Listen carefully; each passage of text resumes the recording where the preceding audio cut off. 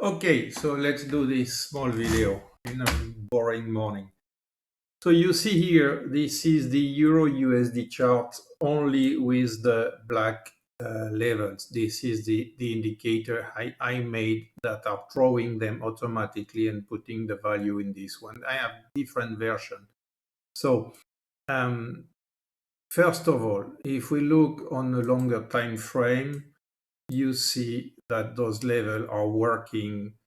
If not directly on the black, they usually always react on the black, but if not, then on the next green, and then they pull back. And same thing here. You see, we overshoot a little, go on this one, and then we pull back. And on the level itself, we had a reaction, of course. So now let's go to Dixie because that's what we are looking at. So we have those two important here. We have those two important fib, 2140, 2360. You remember what fib they are, I think. It's from this move down, the complete move down here. So that's why they are important, because they have already proven to resist, to give a reaction on the price as they give here. You see, they gave here a nice reaction. We pulled back, and then that's when we went up. We broke the trend line and came back all the way down here. Now we are doing that. I think we should see some pullback. We didn't really touch it on the last move. So that's why I'm still expecting a reaction. We stopped a few pips away of this fib. So I think we can get a reaction, even if it's not a lot, it's only 0.10%. So here we touch it. And the most important is that we touch the black and green level we have there.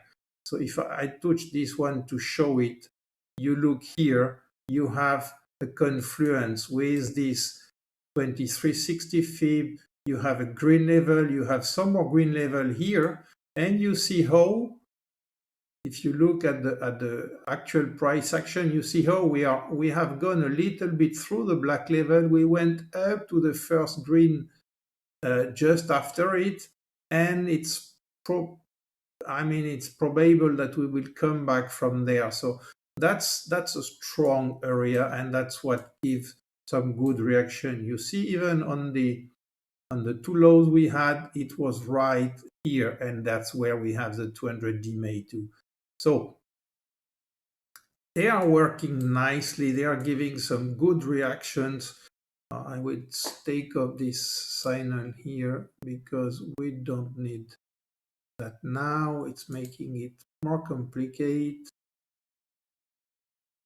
because there is some alert system I have. I have tried to build some alert system with that. Okay, combining stochastics and everything. I will show you later this. But we know those levels are reacting. We know they provide some support or resistances when they come in. Here you see the same. The top here, we went a little bit through it, but the top was made one more time with a big black level. I will put them in a bring to the front. So you see, we stopped there one more time. Even on the way down, we came back inside, and that's where we pull back from. So they are very interesting to use. You see, in many occasions, of course, sometimes we go through it, but when we arrive on them, I don't know, no, I don't have this indicator here. Let me put it. When we arrive on the I'm copying just this indicator, which is the one I am using on the other charts. Paste it. Okay. When we arrive on those fib, and when we have a signal, there is usually a very good reaction. You see, this first reaction was when we arrive on the fib and we had a signal here. Now, if we go on shallower, smaller time frame, we didn't had 1 hour. I hope, yes, we did had a 15 minutes there. That's when we had this. So whenever we have a signal, and like we have here a signal, and we are on those things, we react in a way. Same thing here, but we stopped before and we had some signal there to go short or long. It depends which time frame you want to play with on this with this tool. But you see here we have a first signal when we came on the black, and we bounce we pull back a little, and now we have another signal.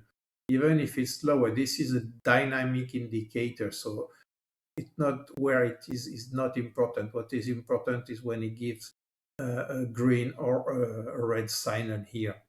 Same thing probably on the bottom. You can see it here. You have a signal, you're on the bottom, you get long. You don't sink anymore, and you arrive here. Here, if you want, you can get short a little. You take your stop just here and you try to get short. Same thing here. When you arrive in this area, you wait for the big black level. So that's what we are using to optimize the level. We have the level, and we want to have a signal when we have the level. That's the idea of the strategy I'm using.